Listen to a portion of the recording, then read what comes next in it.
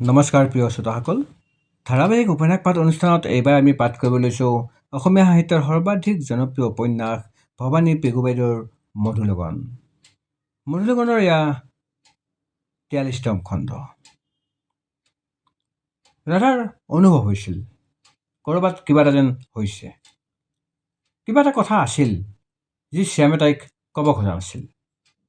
ৰাধা স্কুলত ব্যস্ত থকা সময়খিনিৰ বাদে অন্য সময়বোৰত সি সময় পালেই ভিডিঅ' কল কৰে তাইলৈ। তাৰ কথাবোৰ সেই একেই, তাইক জোকোৱা, মৰম কৰা, দুষ্টালি ভৰা কথাৰে তাইৰ খং তুলি চোৱা। কিন্তু এই সকলোবোৰৰ মাজতো যেন ক'ৰবাত এটা উদাসীন বিষণ্ণ সুৰ ভাহি আহিছিল। মাক দেউতাকৰ লগতো প্ৰায়ে সি ভিডিঅ' কলতে কথা পাতে। প্ৰতিবাৰেই সেই একেবোৰেই কথা। মাক দেউতাকৰ স্বাস্থ্যৰ খবৰ, ঔষধ, দেউতাকৰ ফিজিঅ'থেৰাপি, স্কুলৰ কথা, হোটেলৰ কথা, বেংক একাউণ্ট সম্বন্ধীয় সমস্যাবোৰ, দেউতাকৰ বাঢ়ি অহা ওজন, তাৰ লগত সঘনে ফ্লাক্সুৱেট কৰি থকা ছুগাৰ, ব্লাড প্ৰেছাৰ ইত্যাদি ইত্যাদি। সেই কথা শেষ নোহোৱা অভিযোগ যেন নলগা অভিযোগবোৰ। গধূলিও মাকে তাক ৰাধাৰ ডেলিভাৰী সময়ৰ কথা সোঁৱৰাই দি সময়ত আহিবলৈ দঢ়াই দঢ়াই কৈছিল। সি বুলিয়েই কৈছিল উত্তৰত, কিন্তু চকুহাল যেন একেবাৰে গম্ভীৰ হৈ পৰিছিল তাৰ। সি ভিডিঅ' কলত জেঠায়েকৰ লগতো কথা পাতিছিল। মানুহজনীয়ে উৎসাহেৰে গুঠি উঠা চুৱেটাৰকেইটাও তুলি আনি তাক দেখুৱাইছিল। তালৈ গুঠা চুৱেটাৰটো, আহিবলগীয়া বেবীটোৰ বাবে অকণিকৈ গুঠা চুৱেটাৰ, টুপি, মোজাবোৰ। চকুযোৰ সেমেকি পৰিছিল তাৰ। চকুযোৰ কচাই সি অন্য এফালে চোৱাৰ ভাও ধৰিছিল। ৰাধাই নুবুজাকৈ থকা নাছিল। সেই তেতিয়াৰে পৰাই মনটো বেয়া লাগি আছে ৰাধাৰ। ডাইনিং টেবুলত মাক দেউতাকৰ লগত একেলগে বহি ডিনাৰ কৰি থাকোঁতে, ফোনত ৰাগিনীৰ লগত কথা পাতি থাকোঁতে, নিশা শুবলৈ যোৱাৰ আগত গৰম পানীৰে গাটো ধুই লওঁতে, আনকি তাই একেটা কথাই ভাবি থাকিল। কি আছিল তাৰ দুচকুত? কি ভাবি আছিল সি? সি কোৱা কথাবোৰৰ মাজত নোকোৱাতনো কি আছিল? সি বাৰু কেনেকৈ ৰাধাৰ এখন ভাবি চাবলৈও মন নগ'ল। বিচনাত শুবলৈ আহি বাওঁফালে কাটি হৈ গধুৰ শৰীৰটো অলসভাৱে বিচনাত এৰি দিছিল লাহেকৈ। তাইৰ লগতে একেলগে যেন বাগৰ সলালে বেবীটোৱেও। ভৰ পেটৰ এটা অংশ ওফন্দি উঠিল। টুকুৰ টুকুৰ কৰি লৰচৰ কৰি থকা ঠাইখিনিত তাই আলফুলে নিজৰ হাতখন থলে। বাঢ়ি অহা পেটটোত চকু থৈ তাই আৱেগেৰে ভাবিলে, আহি পাবহিনে শ্যাম সময়ত? চকুলোৰে ভৰি পৰিল ৰাধাৰ দুচকু। অকাৰণত কান্দোন এটাও যেন উজাই আহিব খুজিছিল বুকুৰে। তেতিয়াতে মোবাইলটো বাজিল। শ্যাম। তাই ফোন কলটো ৰিচিভ কৰোঁতেই সিপাৰৰ পৰা গম্ভীৰ মাত ভাহি আহিল। টোপনি অহা নাই তোমাৰ ৰাধা? ৰাধাই লাহেকৈ ক'লে। কেনেকৈ গম পালা? মোৰো যে টোপনি অহা নাই। মোৰ ভাৱ এটা হৈ আছিল তুমিও যেন সাৰে আছা। ৰাধাৰ মৰম লাগি গ'ল শ্যামলৈ। গোটেই দিনটোৰ শাৰীৰিক পৰিশ্ৰমৰ পিছতো যদি তাৰ টোপনি অহা নাই, কি ভাবি আছে বাৰু সি? তোমাৰ মোলৈ মনত পৰিছে নহয় শ্যাম? তোমাৰ কষ্ট হৈছে? মোৰ তোমালৈ প্ৰতি মুহূৰ্ততেই মনত পৰে ৰাধা। আৰু কষ্ট, তুমি ভবা ধৰণে বেলেগ একো কষ্ট নাই। মাত্ৰ তোমাক কাষত নোপোৱাৰ কষ্টত ভুগি আছো। তুমি বুজিছাতো মোৰ ৰাধা? ৰাধাই উত্তৰত হঠাতে একো ক'ব নোৱাৰিলে। যেতিয়া মনত ভাল লগা আৰু বিষাদে একেলগে ক্ৰিয়া কৰেহি, মুখৰ শব্দবোৰ দেখোন প্ৰায়ে হেৰাই পৰে তাইৰ। মাত্ৰ কাষত থকা দীঘল গোল গাৰুটোত ৰাধাই আৱেগেৰে গালখন হেঁচি ধৰিলে, যেন সেয়া শ্যাম। আৰু শ্যামৰ বুকুত মূৰটো গুজি তাই জিৰণিহে ল'ব খুজিছে এখন্তেক। সি হঠাতে ক'লে, আকাশ চাবা ৰাধা? তুমি ইয়াত? মোৰ কাষত থকা হ'লে চালোহেঁতেন শ্যাম। কথা ক'ব নোৱাৰাকৈ কণ্ঠ বাৰে বাৰে ভৰি পৰিল ৰাধাৰ। এতিয়াও চাব পাৰিবা, ওলাই আহাচোন বেলকনিলৈ। সি এনেদৰে ক'লে যেন সি বেলকনিত ৰৈ আছিল তাইৰ বাবে। ৰাধা ওলাই আহিল বেলকনিলৈ নিশব্দে। নহ'লে জেঠায়েক নতুবা মাক কোনেই তাইৰ কোঠালৈকে উঠাই সোমাই আহিব। আজিকালি সকলো সতৰ্ক হৈ থাকে ঘৰখনত, বিশেষকৈ মাক। তেওঁ প্ৰায়ে ৰাধাক কয়, শ্যাম হেনো সময়তকৈ যথেষ্ট আগতেই জন্ম হৈছিল। বৰ লৰালৰি আছিল তাৰ পৃথিৱীলৈ অহাৰ। তেওঁৰ মতে শ্যামৰ সন্তানো যে তাৰ আগতীয়াকৈ নাহিব, কোনে ক'ব পাৰে সেই কথা? মাক দেউতাকে তলৰ ফ্ল'ৰৰ নিজৰ কোঠাৰ কাষতেই থকা আন এটা কোঠাত ৰাধাক থকাটো বিচাৰিছিল, যাতে তাই খটখটিৰে উঠা নামা কৰি থাকিবলগীয়া নহয় সঘনে। কিন্তু এই কোঠাত যে শ্যাম আছে, এই কোঠা এৰি অন্য কোঠালৈ তাই যায় কেনেকৈ? ৰাধাৰ যে টোপনিয়েই নাহিব। ৰাধাই বেলেগ এটা কোঠাত থকাৰ কথা সেয়ে ভাবিবই নোৱাৰিলে। অৱশ্যে খটখটিৰে উঠা নামা কৰোঁতে তাই সাৱধানে চলে। বাহিৰে কোমল চেঁচা বতাহ এজাক বলি আছিল। বেলকনিৰ চেঁচা গ্ৰিলত হাত থলে ৰাধাই। তাই পিন্ধি থকা চিল্কৰ কাফতানটো কঁপি উঠিল বতাহত। তাৰ লগতে শ্যামৰ মাতটো ভাহি আহিল, লেটছ ষ্টাৰ্জ টুগেডাৰ ৰাধা। ৰাধাই মূৰ তুলি চালে আকাশলৈ। ফৰকাল নিশাৰ গভীৰ নীলা আকাশ, তাত সিঁচৰিত হৈ ৰৈছে অসংখ্য তৰা। শ্যামৰ দুচকু বোধহয় তেওঁ নিবদ্ধ হৈ আছিল বাইনাকুলাৰত। গভীৰ মাত্ৰে সি কৈ গ'ল নেজল তৰাৰ কথা। মেঘৰ আৰে আৰে জিলিকি থকা এমুঠি তৰাৰ নীলা হালধীয়া বিকিৰণৰ কথা। নিজৰ জ্যোতিৰে জগতক পোহৰাই নিজেই জ্বলি জ্বলি শেষ হোৱা বাওনা তৰাবোৰৰ কথা, নতুবা কৃষ্ণ গহ্বৰত হেৰাই পৰা তৰাবোৰৰ কথা। শ্যাম, ৰাধাই হঠাতে ক'লে, এই বিলিয়ন ট্ৰিলিয়ন তৰাৰ মাজত খোৱা কামোৰা লাগেনে এই পৃথিৱীৰ মানুহবোৰৰ দৰে শ্যাম? প্ৰতিবিন্দু মাটিৰ বাবে, ধৰ্মৰ বাবে, হিংসাৰ বাবে? শ্যাম দীঘলকৈ এটা নিশ্বাস এৰিলে। বুকুখন বিকাই উঠিল ৰাধাৰ। কি সেই কথা শ্যাম, যি তুমি মোৰ আগত খুলি কোৱা নাই?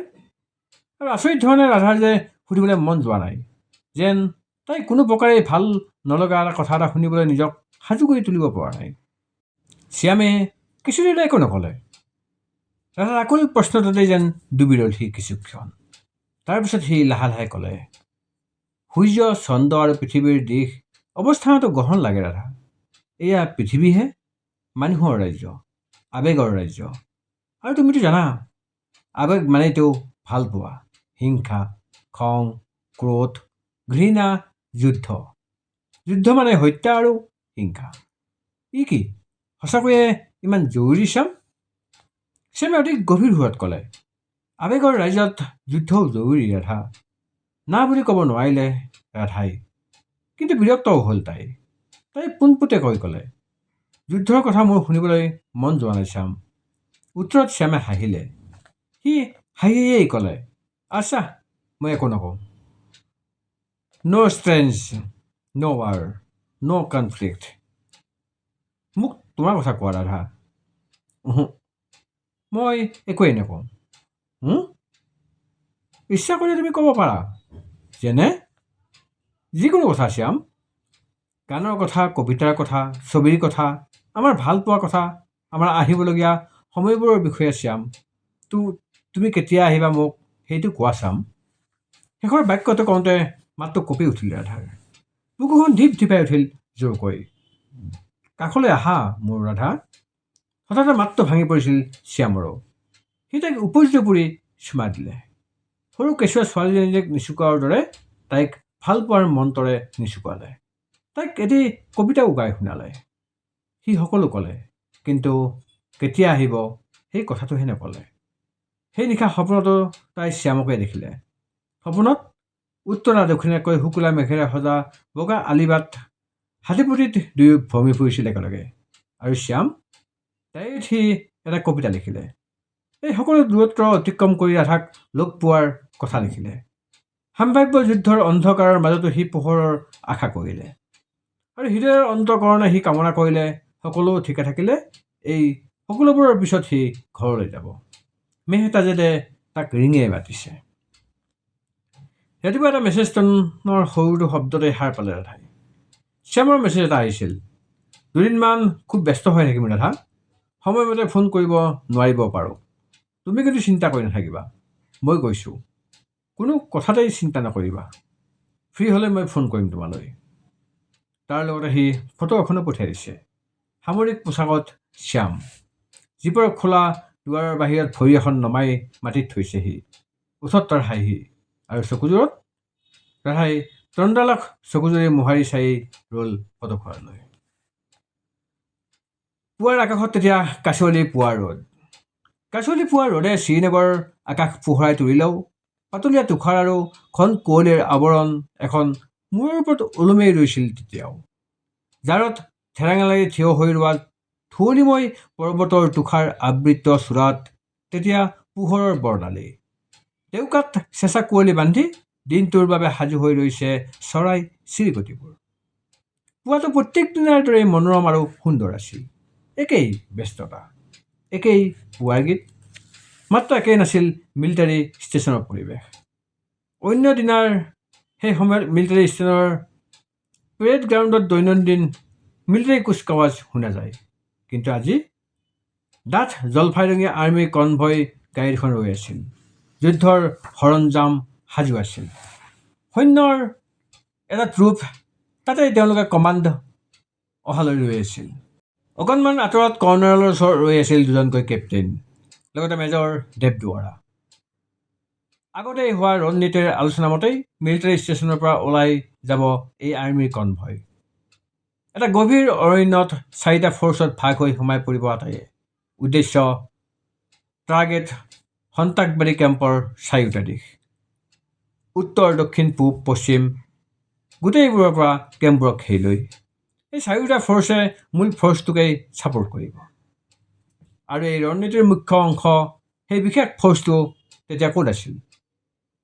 অৰণ্যত তেতিয়ালৈকে ভালকৈ পোহৰৰ প্ৰৱেশেই ঘটা নাই। যোনটো অস্পষ্ট হেতা ৰূপৰ থালত এখন হৈ আকাশৰ এটা কোণত ওলমি ৰৈছিল তেতিয়া। নিশাচৰসকলে নিশাটোক পহৰা দিয়ে আছিল। ঠিক সেই সময়তে এটা উচ্চতাৰ পৰা এখন হেলিকপ্টাৰ তললৈ নামি আহিল। ধৰফৰাই কঁপি উঠিল কয়লা গছবোৰৰ কয়লাপাত আৰু শিখৰবোৰ। অলপ পিছতেই হেলিকপ্টাৰৰ খোলা দুৱাৰেৰে জঁপিয়াই নামি আহিল সিহঁত।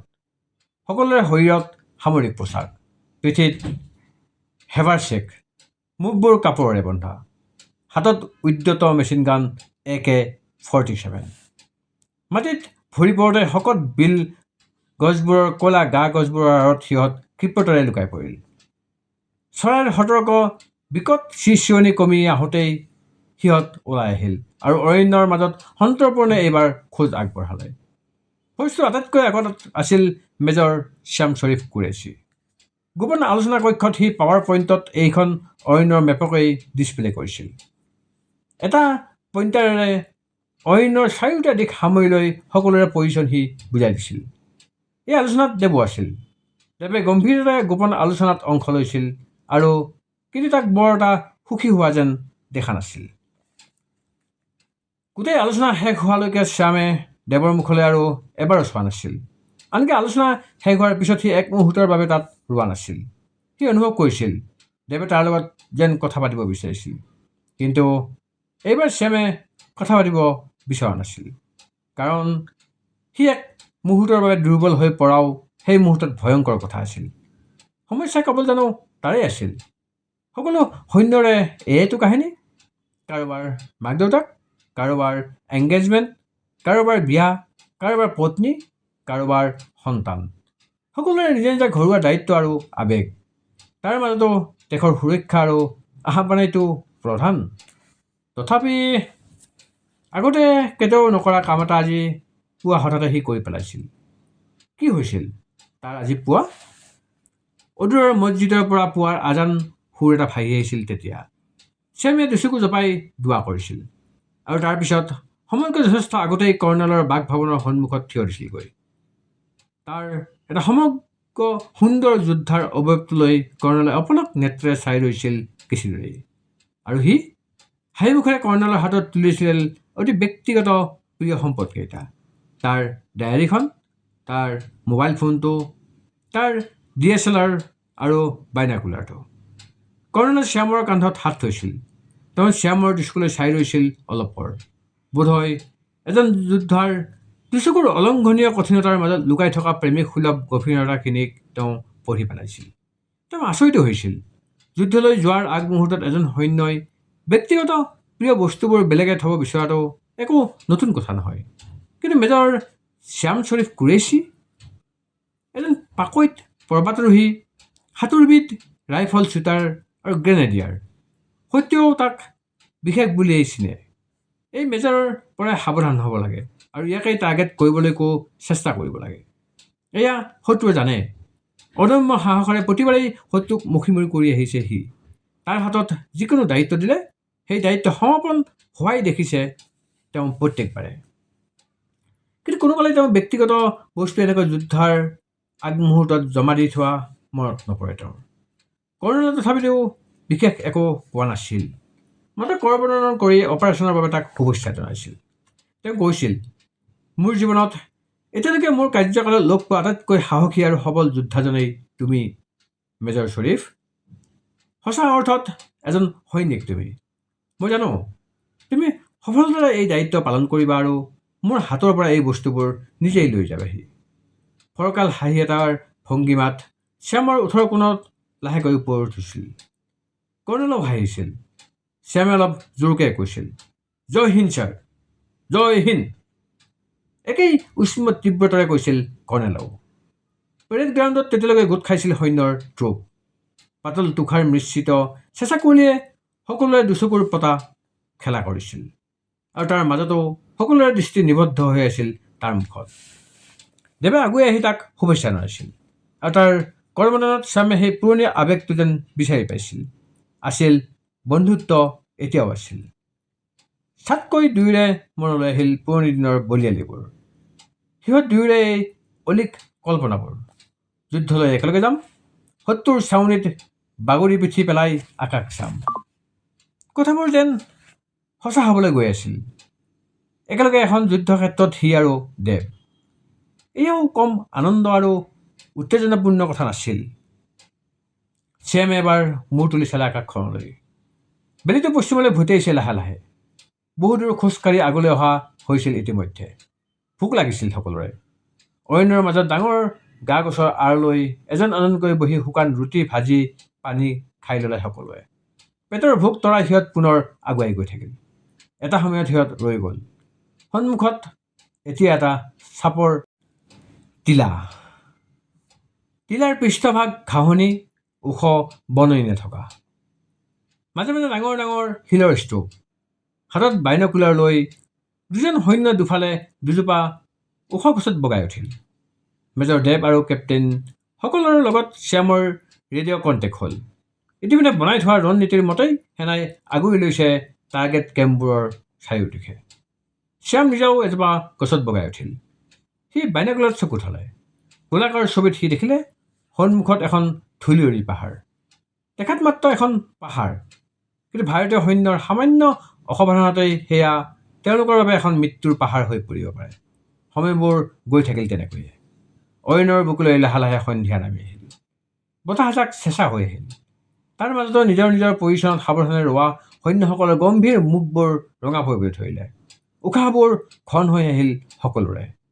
যুদ্ধৰ সময়ত এজন সৈনিকৰ বুকুলৈ অহা তেজৰ তীব্ৰ সতৈয়া। এতিয়া সিহঁত সময়ৰ অপেক্ষাত। কাৰ তেজেৰে নিশাৰ তুষাৰ পৃষ্ঠৰ আঙুলি হ'ব। সিহঁত জ্ঞাত, অথচ জ্ঞাত নহয়। ভাবিছে, অথচ ভাবিবলৈকো যেন আহৰি নাই। যুদ্ধ যি অৱশ্যম্ভাৱী। মৃত্যুৱে যাক পহৰা দিব আৰু তাৰ মাজত এইটো দুলি ৰ'ব জয় পৰাজয়। সন্মুখত এতিয়া পকী সৰু আৰ্হিৰ এখন ঘৰ আৰু তাৰ চাৰিওকাষে আছে বগা ধূলিয়ৰী ছাউনীবোৰ। ছাউনীবোৰৰ একাষে আছে পকী গুদামঘৰ। সেই গুদাম ঘৰৰ ভিতৰত যুগুতাই থোৱা আছে ৰেচন সামগ্ৰী আৰু সন্ত্ৰাস কাৰ্যৰ বাবে প্ৰয়োজনীয় অস্ত্ৰ সৰঞ্জাম আৰু বিস্ফোৰক সামগ্ৰী। গুলীয়া গুলী নতুবা মিলিটাৰী আক্ৰমণত প্ৰতিহত হ'বলৈ সজোৱা ইটাৰে গঢ়া পোষ্ট আৰু বাংকাৰবোৰৰ ভিতৰত বাহিৰত ৰাইফল লৈ থিয় হৈ আছে কেইজনমান প্ৰহাৰদাৰ উগ্ৰবাদী।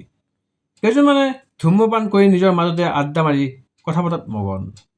দুজনমানে নদীৰ পানীত নামি এটা বহল ষ্টীলৰ পাত্ৰত গৰুৰ মঙহ ধুইছে। তাৰ তেজে নদীৰ পানীক ৰঙা কৰি পেলাইছে। বাকীসকলে জুই ধৰি ৰন্ধাৰ বাবে আয়োজন কৰিছে। মঙহ পুৰিবলৈ বহল তাঁৰৰ জালি এখন জুইৰ ওপৰত মেলি ধৰিছে। বাইনাকুলাৰ দিশ সলাওঁতেই সি দেখিলে ছাউনীবোৰৰ চাৰিওদিশে ওখ ওখ শকত ডালবোৰত বহি ৰৈছে একো একোজন বন্দুকধাৰী উগ্ৰবাদী। এই দেশত শান্তিত বিঘিনি ঘটাবলৈ ইহঁতবোৰৰ ইমান আয়োজন, ইমানবোৰ ষড়যন্ত্ৰ। সিহঁত জীয়াই থকা মানে প্ৰতিদিনেই কোনো নিৰ্দোষীৰ মৃত্যু ঘটা, কোনো নিৰ্দোষীৰ বলিদান, নতুবা কোনো আত্মঘাতী হোৱা। এই সন্ত্ৰাস কেম্প উৎখাত কৰিবলৈ টীম লিডাৰ মেজৰ শ্বৰীফ কুৰেশ্বীৰ পৰিকল্পনা কি? দুচকুৰ আগৰ পৰা বাইনাকুলাৰটো আঁতৰাই আনিলে শ্যামে। আয়ত চকুযোৰ কুচাই দিলে সি সামান্য। তাৰ মোডাছ অপাৰেণ্ডি হ'ল শত্ৰুক কোনো ঘনিষ্ঠ বন্ধুৰ দৰে বুজি লোৱা আৰু শত্ৰুৱে উমান পোৱাৰ আগতে সিহঁতৰ সকলো ধ্বংস কৰি সময় অপচয় নকৰাকৈ ইয়াৰ পৰা ওলাই যোৱা। জোপোহাৰ আঁৰৰ পৰা বাওঁ হাতখন দাঙি সি বিশেষ ভংগীমাত ইংগিত দিলে। নিৰ্দেশমতেই মূৰ তল আৰু শৰীৰ কোজা কৰি গুল্ম লতাৰ আঁৰলৈ শ্যামৰ দুফালে দুটা ভাগ হৈ আগুৱাই গ'ল জোৱানসকল। তাৰ দুফালে দুটা দিশত ভাগ হৈ যোৱাৰ আগতেই সৈন্যসকলে তাৰ কান্ধত হাত থৈ নিজৰ নিজৰ উপস্থিতিৰ কথা জনালে। আৰু এবাৰো ঘূৰি নোচোৱাকৈ শ্যামে হিচাপটো পালে। আছে, সকলো সতীৰ্থ হৈ এতিয়ালৈকে লগত আছে, কোনো পিছ পৰি ৰৈ যোৱা নাই। এনেকুৱা কোনোবা আছে নেকি যি মৃত্যুলৈ ভয় নকৰে, নতুবা জীৱনৰ প্ৰতি যাৰ মোহ নাই? আছে, সকলোৰে আছে। সেয়ে শ্যামে কৈছিল, সিহঁত সকলোৱে সতীৰ্থৰ জীৱনৰ দায়িত্ব নিজৰ হাতত ল'ব আৰু নিজৰ জীৱনৰ আশাও আন এজন সতীৰ্থৰ ভৰসাত এৰি সকলো আক্ৰমণৰ পৰিচয় ল'ব। তাৰ মাজত যদি কোনো সৈন্য আঘাতপ্ৰাপ্ত বা নতুবা শ্বহীদ হয়, যিকোনো পৰিস্থিতিতেই তাৰ শৰীৰ উদ্ধাৰ কৰি লগত লৈ অনা হ'ব।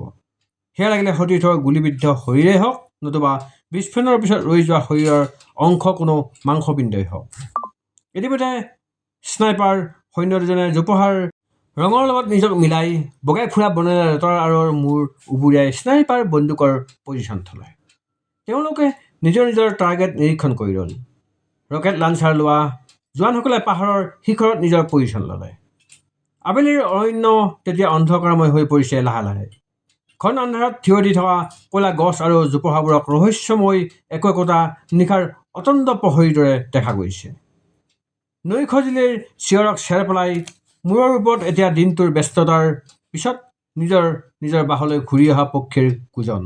আৰু সিহঁত নিশাচৰ চৰাইবোৰৰ দৰে গছ আৰু পাতৰ ৰঙৰ লগত একাত্ম হৈ ৰৈছে। নিশ্চল হৈ থকা শৰীৰবোৰত লৰচৰ কৰিছে মাত্ৰ চকুকেইটাহে, আৰু চকুকেইটাই তীক্ষ্ণ দৃষ্টি ৰাখিছে সন্মুখত।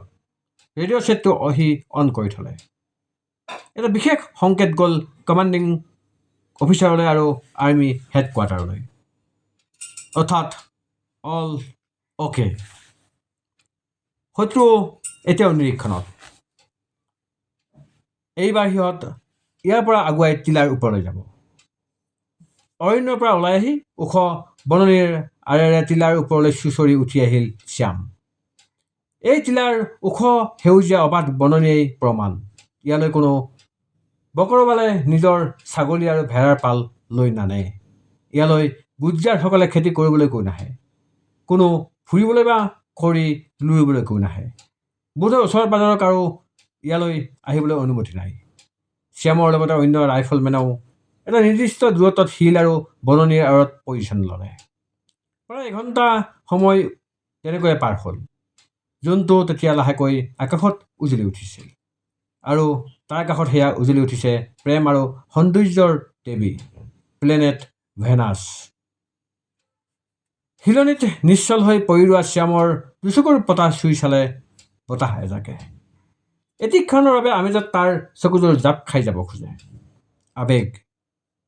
আবেগেই বোধহয় আটাইতকৈ শক্তিশালী অস্ত্ৰ, যি কঠিনৰো কঠিন এজন মানুহক মুহূৰ্তৰ বাবে হ'লেও বান্ধি পেলাব পাৰে। মোৰ ৰাধা, এই আবেগত ময়ো বান্ধ খালোঁ। তোমাক কাষত পোৱাৰ হেঁপাহ, মেহতাজলৈ মা দেউতাৰ কাষলৈ যোৱাৰ হেঁপাহ, নতুনকৈ আহিবলগীয়া আমাৰ দুয়ো প্ৰেমৰ অংশটোক চোৱাৰ হেঁপাহ, তাক কোলাত তুলি লোৱাৰ হেঁপাহ। মই আশা কৰিছোঁ এই অপাৰেশ্যনত সফলতাৰে সমাপ্ত হ'লে মই তোমাৰ কাষলৈ যাম ৰাধা।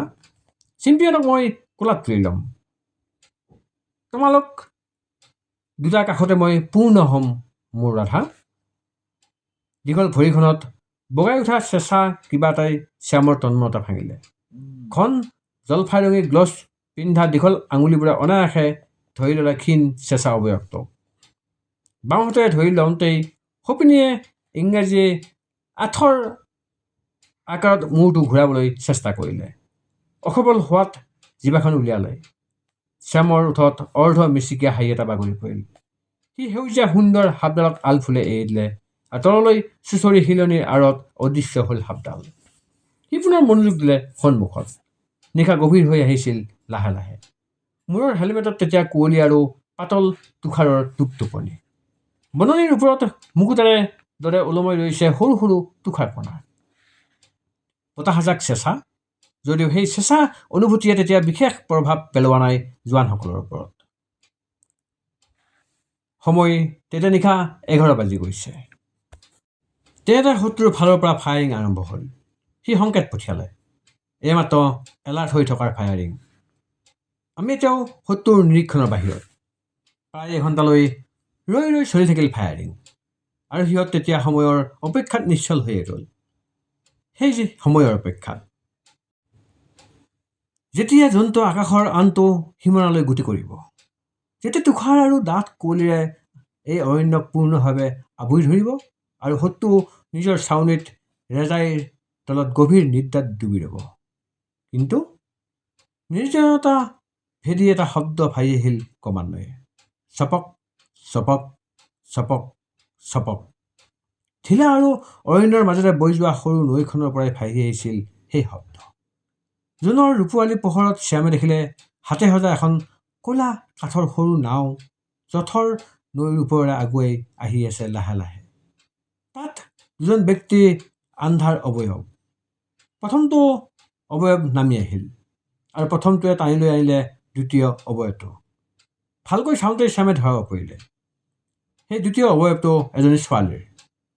ছোৱালীজনীক মানুহটোৱে জোৰ কৰি লৈ টানি আনিছে। ছোৱালীজনী এক প্ৰকাৰ চুচৰি গৈ শিলত আৰু বোকাত পৰিছে। লগতে ভাহি আহিল যেন এটা অস্পষ্ট ভঙা চিঞৰ, যেন সেয়া কোনো মূকবধিৰ বোবা আৰ্তনাদ। ছাউনীৰ পৰাই কোনোবাই নদীৰ টৰ্চৰ পোহৰ পেলালে। টৰ্চৰ পোহৰত মুখত হিজাপ মৰা ছোৱালীজনীৰ অৱয়বটো স্পষ্ট হ'ল। কোন এই ছোৱালী?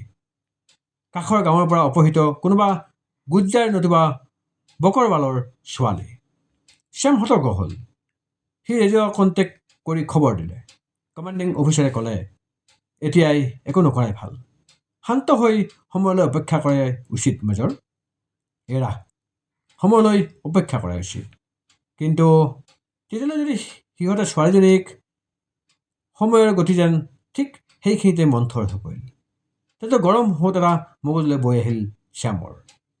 অপাৰেশ্যনক ফাইনেল ৰূপ দিবলৈ এতিয়াও তাৰ হাতত সময় যথেষ্ট বাকী। কমাণ্ডিং অফিচাৰেও তাক ৰ'বলৈ কৈছিল। তথাপি হঠাতে সন্মুখত হোৱা এনে পৰিস্থিতিত টীম লিডাৰ হিচাপে ফাইনেল সিদ্ধান্ত সি কি লোৱা উচিত? এফালে এজনী নিৰ্দোষ অপহৃত ছোৱালী আৰু আনফালে আগতে বনাই লোৱা ৰণনীতিৰ মতে অৰণ্যত চাৰিওদিশৰ পৰা বিয়পি পৰা সেনা। সিদ্ধান্ত ল'বলৈ সময় নালাগিল শ্যামৰ। সময় অপচয় কৰিবলৈকো সি বিচৰা নাছিল। সি জোৱানসকলক দিয়া প্ৰশিক্ষণৰ এয়াই পৰীক্ষাৰ সময় আছিল। কি বুলি কৈছিল সি? মই যদি যাওঁ মোৰ লগত আহিবা। মই যদি পিছ হুহুকি আহোঁ মোক গুলী মাৰি দিবা। তাৰ ওখ সুঠাম যুদ্ধৰ অৱয়বটো উঠি আহিল শিলনি আঁৰৰ পৰা। তাৰ লগে লগে উঠি আহিল আন সৈন্যসকলো। সি সংকেত পঠিয়ালে যদিও তেওঁলোকে আগতেই অনুমান কৰি লৈছিল মেজৰৰ কি সিদ্ধান্ত হ'ব পাৰে।